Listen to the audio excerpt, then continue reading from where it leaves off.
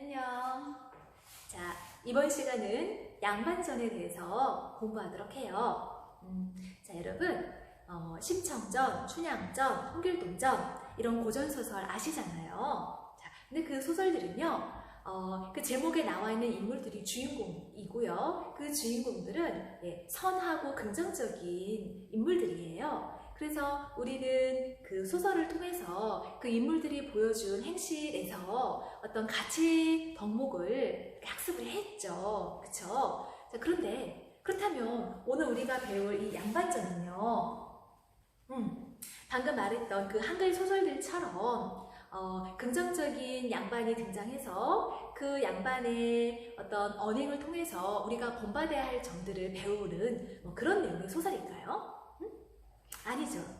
이미 그렇지 않다는 거 여러분들이 알고 있죠. 자, 양반전은요, 양반, 박지원은 양반입니다. 사대부입니다. 양반이 한문으로 쓴 소설이에요. 자, 그런데 본인이 양반임에도 불구하고 본인이 속한 계층을 굉장히 신랄하게 비판을 했어요. 그 비판의 내용을 소설로 담았어요. 자, 여러분 어떻게 생각하세요?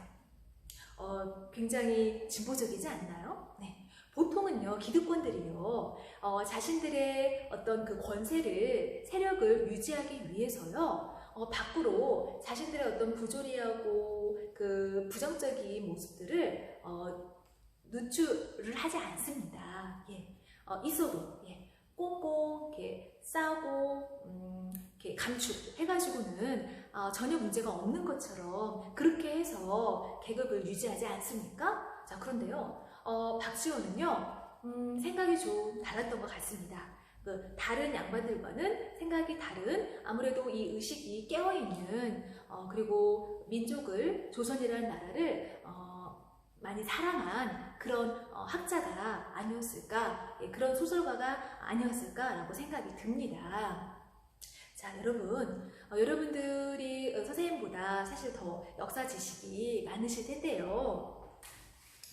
1592년에 임진왜란이 있었고요. 1636년에 병자호란이 있었죠. 그쵸? 자, 이 두 전쟁에서 우리 조선이라는 나라는 그야말로 참패를 했습니다.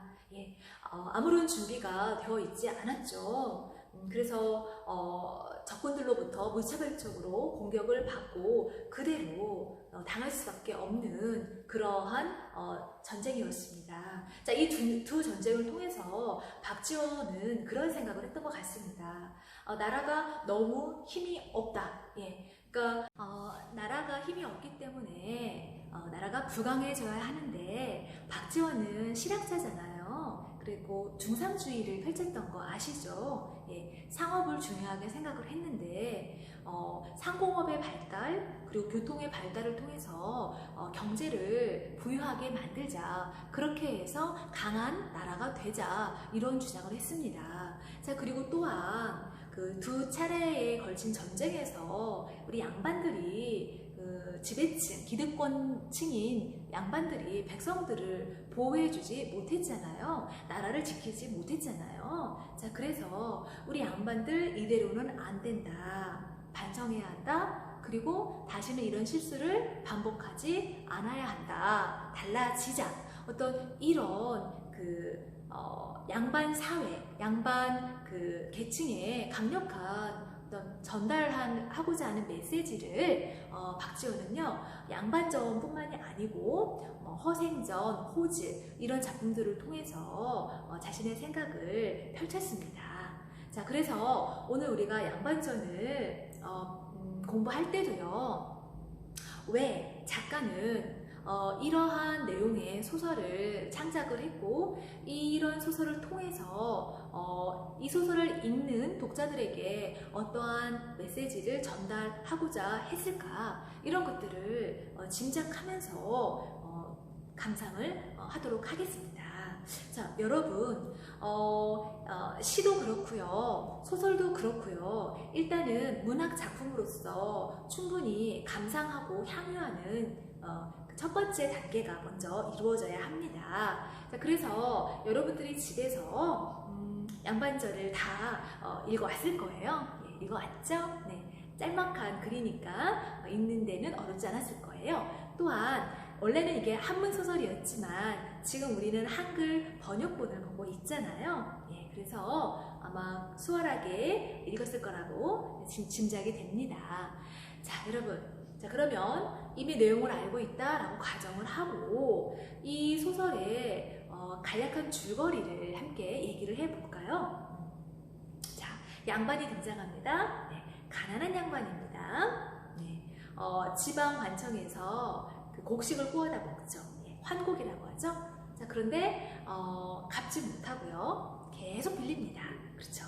자, 그러다가 감사가 그 지방 감사가 감찰을 나왔는데 그 양반에 주목하게 되죠. 이 사람 양반인데 왜 자꾸 이렇게 환곡을 구워다 먹어? 하면서 그 군수에게 질문을 하죠. 그래서 군수가 너무 형편이 좋지 않습니다. 예, 그런데 사람은 참 괜찮은 사람입니다. 이런 얘기를 하죠. 네. 자, 그런데 그 무렵 그 양반이 살고 있는 동네에는요, 평민이나 굉장히 그 부자가 된 부유해진 평민이 한 명 있었어요. 근데 이 부자의 불만은 그거였습니다.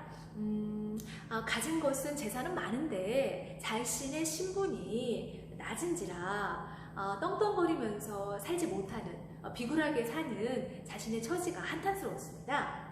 그래서 어떻게 했어요? 네, 가난한 양반과 이 부유한 평민은 돈을 매개로 해서 신분을 사고 팝니다. 자, 이 소식, 그러니까 신분을 사고 팔면서 이 부자는 그 양반의 빚을 다 갚아주죠.